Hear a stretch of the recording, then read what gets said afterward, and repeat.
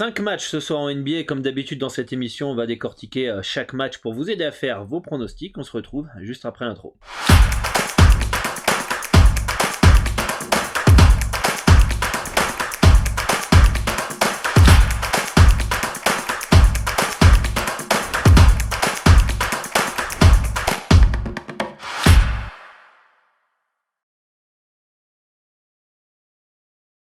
Salut à tous, c'est Dorado, votre expert en paris sportif, spécialiste basket pour une nouvelle émission NBA. Vous le savez, ici sur cette chaîne YouTube, on décortique, on analyse ensemble chaque rencontre pour vous aider à faire vos pronostics, vous permettre de confronter vos analyses aux miennes. J'espère que vous avez la forme. Bienvenue à tous les nouveaux. N'hésitez pas à vous abonner, d'activer la cloche des notifications pour ne rien louper et surtout recevoir une alerte dès que la vidéo est en ligne sur la chaîne YouTube. Je vous invite pour les nouveaux aussi à rejoindre le Discord pour échanger avec l'ensemble de la communauté et moi-même. Vous avez le lien du Discord dans la description de la vidéo, c'est totalement gratuit, vous avez une discussion tennis, vous pouvez échanger sur l'ensemble de vos sports préférés pour faire vos analyses et progresser tous ensemble.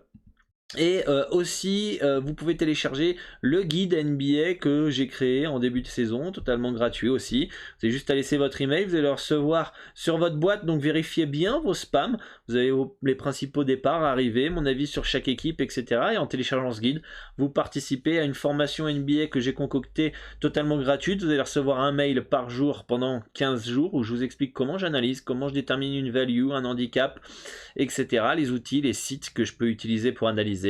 Bref, tout ça pour vous aider à générer vos premiers bénéfices en NBA ou bien dans les sports que vous maîtrisez, puisque cela peut vous servir d'inspiration pour mettre en place certaines choses si vous êtes parieur football par exemple. Donc voilà un petit peu pour tout ça. Vous pouvez retrouver le minuteur aussi dans la description pour switcher au match qui vous intéresse, et on va faire le petit récapitulatif de la veille en NBA. Alors qu'est-ce qui s'est passé hier en NBA? On a les Sixers qui s'imposent avec un énorme Joel Embiid face à Boston, les Bulls qui font le taf face aux Rockets, le Thunder qui prend sa revanche avec un gros deuxième carton principalement pour renverser le match, parce que les Grizzlies avaient pris une petite avance. Donc bravo à OKC, à tous ceux qui ont pris le plus 9 hier. Je sais que certains trouvaient que c'était un poil haut. Le Jazz qui s'impose face aux Hornets. On avait dit quand même que le spot pour Charlotte était quand même bien dégueulasse. Il reste malgré tout dans l'handicap, mais pas suffisant pour gagner. Les Warriors qui s'imposent face aux Kings privés de pas mal de joueurs à cause du Covid, et enfin les Spurs qui explosent les Clippers hier soir. Donc dites-moi en commentaire ce que vous aviez pour la nuit dernière, et aussi dites-moi ce qui vous intéresse en NBA cette nuit directement. On va commencer par la première rencontre, Indiana face à Miami Heat. Miami privé de Adebayo et Butler qui sont leurs deux meilleurs joueurs, clairement. Sans eux, l'équipe est beaucoup plus irrégulière. Ça dépend beaucoup de l'adresse à 3 points de Tyler Herro qui va être probable ce soir, ou de Duncan Robinson, et il faut que Lowry soit aussi bon. Cette équipe de Miami sans Adebayo et Butler, ça peut faire des coups, mais ça reste quand même bien plus faible, moins costaud, moins dur au mal, etc. Et ce soir ça affronte une équipe d'Indiana qui est dans le dur, qui est très décevant cette année, qui a largement les moyens de faire mieux, et qui est une équipe très très chiante à jouer aussi quand elle décide de jouer corps à corps, de jouer dur.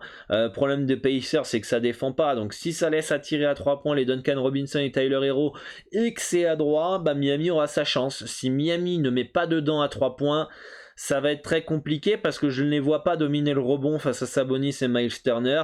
Donc voilà, pour moi Indiana doit s'imposer ce soir.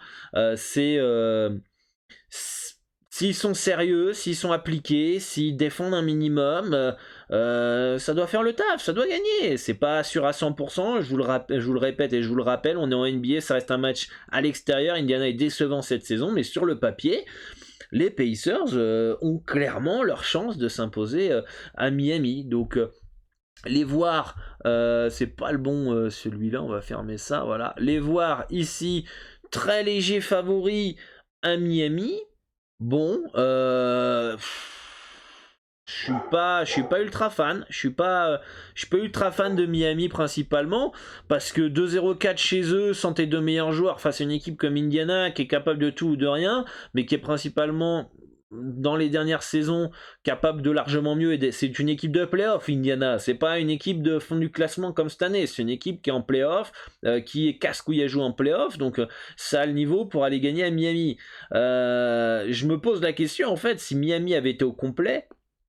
À combien aurait été l'handicap en fait? S'ils sont à peine favoris sans leurs deux meilleurs, à peine outsiders sans leurs deux meilleurs joueurs, ils sont à -6, -7 chez eux contre Indiana avec Butler et comment il s'appelle Adebayo. Ça m'aurait paru un poil abusé aussi. Donc moi je reste à penser que sur le très long terme, Indiana est value et que la value est sur les Pacers. Donc pour ma part, préférence sur Indiana qui devrait potentiellement s'imposer à Miami. Deuxième match, c'est les Knicks qui reçoivent les Pistons de Détroit. Détroit qui est privé de ses deux meilleurs joueurs, Grant et Olynyk. Ça pique pour les Pistons. En face, les Knicks, pareil, décevant cette année. Décevant, qui est privé. Alors là, on voit Game Time Decision, RJ Barrett, Knox, Topin, Derrick Rose, Game Time Decision ici. On va aller voir quand même une autre source. Parce que moi j'ai cru les voir encore forfait, mais autant ça a dû peut-être changer d'ici la dernière fois que j'ai regardé. Voilà, ici on n'a pas plus. On va ouvrir chaque fiche. On va prendre Emmanuel Quigley. Is out contre Boston. On n'a pas plus d'infos que ça. Qu'est-ce qu'on a? Derrick Rose ici, on a une petite note. Il est questionable contre les Pistons ce soir, donc ça c'est une bonne nouvelle. Et on avait RJ Barrett aussi. Voilà. Knox et RJ Barrett. Alors Knox pas très très bon, donc c'est pas très très grave. Il est forfait dimanche contre les Bucks. Ça date de quand ça? Du 12 décembre, donc c'est il y a 9 jours quand même. On n'a pas plus d'infos sur Rotoworld par rapport à RJ Barrett. Knox, il est où là? Il est là le 16 décembre, il est rentré en safety protocol. Bon, on n'en sait pas plus que ça. Fantasy Lab, faut aller sur Twitter pour aller voir. Il y a tellement d'infos qu'il faudrait remonter pour avoir les news. Ça prendrait un peu de temps dans cette vidéo. En tout cas, si Derrick Rose est là, que RJ Barrett est bien probable, ici on a Game Time Decision, mais un vert foncé c'est que ça devrait jouer. Knox pareil, Topin pareil. Et si Derrick Rose joue, finalement les Knicks sont quasiment au complet en fait finalement sont quasiment au complet.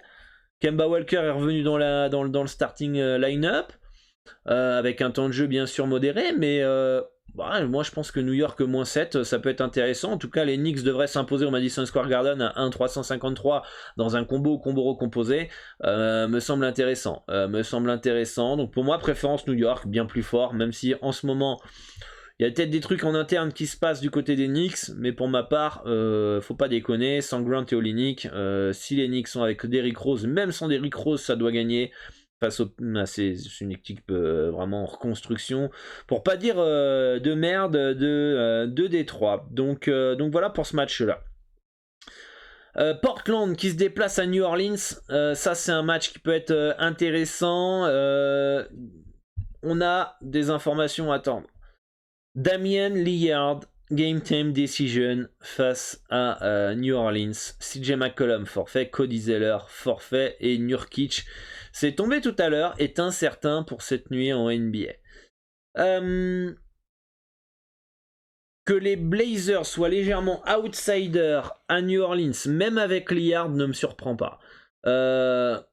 Ils sont catastrophiques cette année, encore plus à l'extérieur. Alors les Pélicans, ils peuvent perdre contre n'importe qui aussi, donc c'est pas non plus l'assurance tout risque. Mais ça ne me choque pas de voir Portland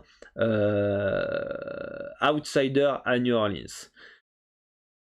Si Damien Lillard et Nurkic sont pas là, énorme value sur les Pélicans pour ma part. Si Damien Lillard n'est pas là, value sur les Pélicans. Et si Lillard est là, avec Nurkic, ils ont la place et ils peuvent très bien gagner. C'est pas impossible que ça gagne. Donc, la possibilité de faire sur cette rencontre, donc là les cotes sont hors ligne de tous les matchs a priori, encore une fois, avec le Covid, forcément, c'est en train de se réactualiser à chaque fois, c'est un peu chiant.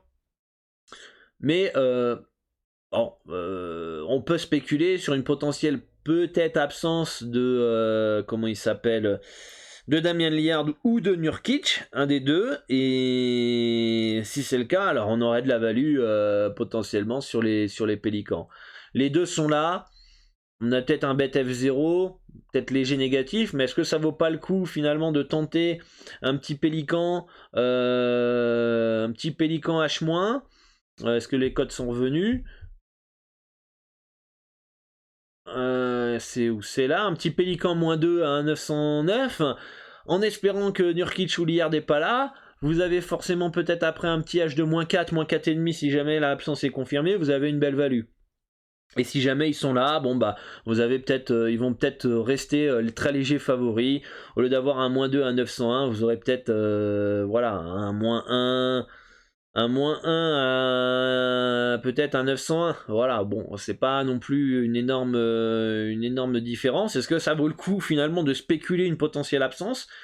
Moi, je pense que c'est pas un bet impossible si jamais les deux sont là. Donc ça peut spéculer. Ça peut spéculer. Vous pouvez tenter, de prendre du Portland. Si jamais Damien Lillard est là, rien ne vous empêche de prendre de l'autre côté.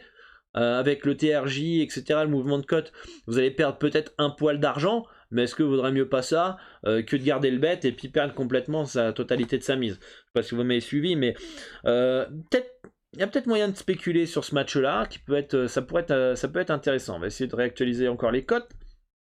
Voilà. Donc préférence Pélican en spéculant une potentielle absence.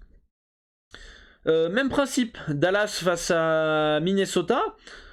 Là, peut-être un peu moins tranché quand même, que Minnesota soit outsider à Dallas, malgré l'absence de Kleber, de Doncic, etc. Ça me choque pas plus que ça. On a vu que Dallas était très très accrocheur face à qui déjà? Face aux Lakers. Je pense qu'ils ont clairement les armes pour battre cette équipe de Minnesota privée d'Anthony Edwards, de Patrick Beverley principalement, même si je pense que le talent est bien plus important du côté de Minnesota avec l'absence de Doncic.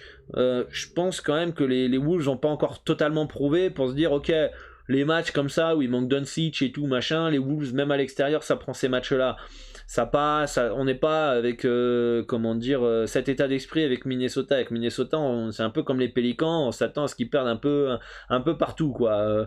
De perdre les matchs qu'ils doivent gagner et de gagner les matchs qu'ils doivent perdre. C'est un petit peu l'état d'esprit qu'on a du côté des Pels ou comme des Pélicans. Des Timberwolves. On a en plus une information importante du côté de Dallas à attendre, qui est la présence ou non de Kristaps Porzingis, qui est Game Time Decision. C'est le deuxième meilleur joueur de Dallas. Évidemment, sans lui, vous avez de la place pour Minnesota de s'imposer.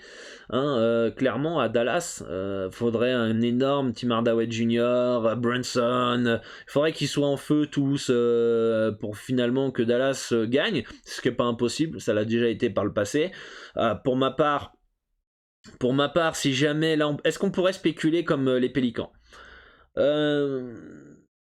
Contrairement aux Pélicans où je pense que même si Lillard est là avec Nurkic ou un des deux, je pense que les Pels peuvent quand même gagner.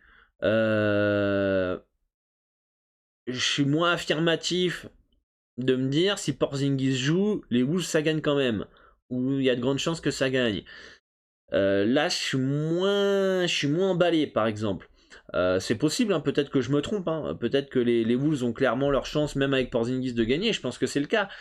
Mais pas autant que les Pélicans. Donc et spéculer une potentielle absence de Porzingis, c'est peut-être un peu dangereux là. C'est peut-être plus dangereux que les Pélicans, je pense. Parce que les Pels, vous les prenez, Lillard est là, vous avez la place, ils sont chez eux, ils sont au complet, il manque pas de joueurs, peut-être à part Satoransky, mais les joueurs majeurs sont bien là. Vous avez la place, notamment vu la saison de Portland, vu l'irrégularité des Blazers à l'extérieur, etc. Les Mavericks, les Wolves à l'extérieur, là c'est à l'extérieur, c'est pas chez eux. À Dallas, avec Porzingis, Tim Hardaway Jr., Brunson, Dwight Powell, etc., me dire ils sont là, mon petit plus 1,5 il est value, je suis pas certain. Il est peut-être même sous-value. Donc c'est compliqué. Un match qui peut partir dans tous les sens, hein, clairement. Hein, si les deux équipes sont au complet, enfin si Porzingis est bien là, principalement, parce que c'est bien lui qu'on parle. Et s'il n'est pas là, bah, Minnesota a un coup à jouer clairement à Dallas. Et pour ma part, ça va être compliqué pour les Mavericks de s'imposer si les Wolves jouent comme ils ont joué contre... c'est qui la dernière fois ils ont éclaté les Lakers. S'ils jouent comme ça, je vois pas comment Dallas devrait résister. Donc on attend l'information Porzingis sur ce match-là pour ma part. Et le dernier match, c'est les Suns de Phoenix qui se déplacent aux Lakers de Los Angeles. Les Lakers qui sont frappés par le Covid, les blessures, etc. Phoenix c'est une des rares équipes épargnées, hein, on peut voir ici, il n'y a pas grand monde, hein, c'est pas la liste de course. Par contre les Lakers, voilà, il y a Ken Bazemore en medical protocol, Malik Monk, Reeves, Avery Bradley, qu'est-ce qu'on a, Anthony Davis qui est évidemment forfait pour cette équipe pendant un mois. Donc ça va être grosse dépendance forcément de LeBron James, Westbrook et Carmelo Anthony. Va falloir que Dwight Howard, etc. dans la raquette dominent. C'est quand même compliqué d'imaginer quand même les Lakers s'imposer chez eux avec autant d'absence face aux Suns. On se souvient qu'en début de saison les Suns étaient légers favoris à Los Angeles avec un moins et demi, et les Suns avaient gagné largement face à ces Lakers qui étaient en manque de collectif, qui s'étaient fait éclater l'oignon. Donc là pas de collectif, parce qu'on va pas dire qu'il y a un collectif qui est apparu par miracle du côté des Lakers, des joueurs majeurs qui sont absents, une rotation qui est courte avec les blessés. Très difficile d'imaginer les Lakers cette fois-ci gagner, quoi. Alors ça voudrait dire que si ce soir ils gagnent avec la manière, la dernière fois quand ils étaient chez eux contre les Suns, alors dans ces cas-là la value était clairement sur Los Angeles, même si les Suns ont gagné 30 points. Donc pour moi les Suns devraient s'imposer ce soir. Après aller chercher un -7 possible, mais j'ai peur d'un petit relâchement à l'extérieur. Mais bon, je vois pas. J'ai du mal à imaginer les Lakers s'imposer face à cette équipe de Phoenix, même si c'est chez eux. Va falloir un gros LeBron James, un gros Westbrook. Si on a un Westbrook, c'est fini. Ah, c'est fini complètement. Si Westbrook joue comme une merde, je ne vois pas les Lakers résister. Ils sont déjà fait éclater pas mal de fois à domicile cette année, face aux Wolves, face aux Chicago Bulls, face aux Suns. Parce qu'il n'y avait pas de collectif alors qu'ils étaient au complet. Et pourquoi ce soir ça changerait ? Bon, compliqué. Donc après un -7 à l'extérieur, c'est toujours un peu casse-couille.